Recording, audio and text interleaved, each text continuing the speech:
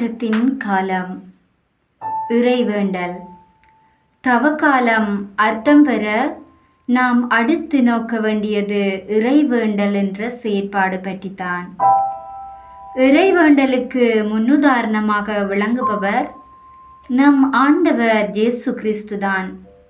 இப்புனித காலத்தில் கிறிஸ்து இயேசு கொண்டிருந்த மனநிலை நம்மில் இருக்க வேண்டும். தந்தையோடு அவர் கொண்டிருந்த நெருங்கிய உறவு தீமைகளையும் மட்டுமீறிய இச்சைகளையும் எதிர்த்து போராட அவரால் முடிந்தது. மாற்கு நற்செய்தி 1 அதிகாரம் 22 இயேசு பாலை நிலத்திற்கு தூய ஆவியால் அனுப்பப்பட்டார் என வாசிக்கின்றோம். ஏன் இத்தனை அவசரம்? ஏனென்றால் பணிவாழ்வை ஆரம்பிப்பதற்கு முன்னால் இயேசு இந்த பாலைவன அனுபவத்தை பெறுவது கட்டாயம். என் அன்பார்ந்த மகன் நீயே என்ற வெளிப்பாட்டை பெறும் இயேசு அடுத்த 40 நாட்களும் பாலைவனத்தில் போய் தங்கி கடவுளுக்கு அன்பார்ந்த மகனாய் இருப்பது எப்படி என்ற கேள்வியை தனக்குத்தானே தெளிவுபடுத்திக் கொண்டார். உண்மைதான். நம் ஆதார அடையாளத்தையும் பணியையும் உணர நமக்கு ஒரு பாலைவன அனுபவம் அவசியம். அதனால்தான் அர்த்தமுள்ள தவக்காலத்தை மெய்ப்பிக்க இறைவேண்டலுக்கு முன்னுரிமை கொடுப்பதன் அவசியத்தை நாம் உணர வேண்டும். இறைவேண்டலுக்கு ஏற்ற சூழல் தனிமை. தனிமையை தருமிடம் பாலைவனம். அச்சூழலில்தான் இறைவன் பலம்பெரும் காரியங்களை புரிகின்றார். தமது திட்டத்தை வெளிப்படுத்துகின்றார்.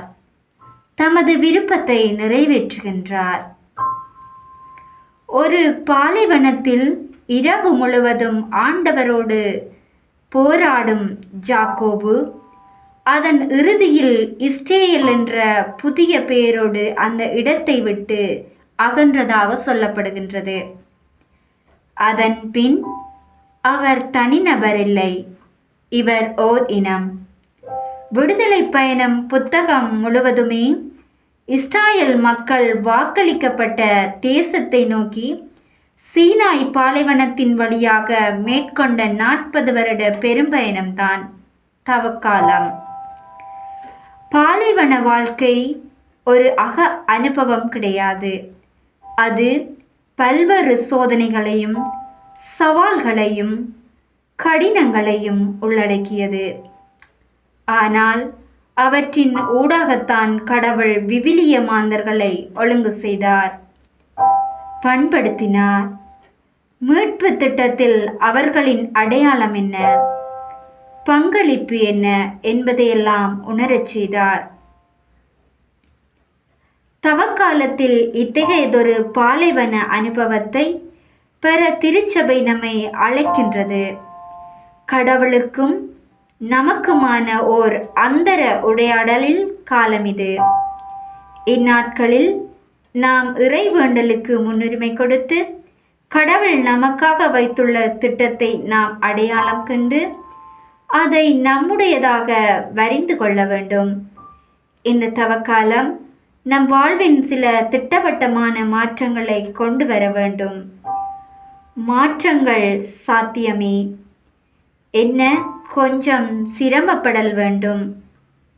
நாம் தொடர்ந்து செய்யும் தவறுகளை, உவப்பில்லாத பழக்கங்களை, பலவீனங்களை அலசி ஆராய்ந்து அவற்றின் ஊற்றுக்கண் எதுவென தேடி அவற்றை தலையில் தட்டி வைராக்கியமாக உதற வேண்டும்.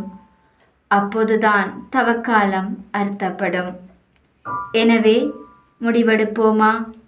இத்தவக்காலத்தை அர்த்தமுள்ள தவக்காலமாக மாற்ற என்ன செய்ய போகின்றோம்?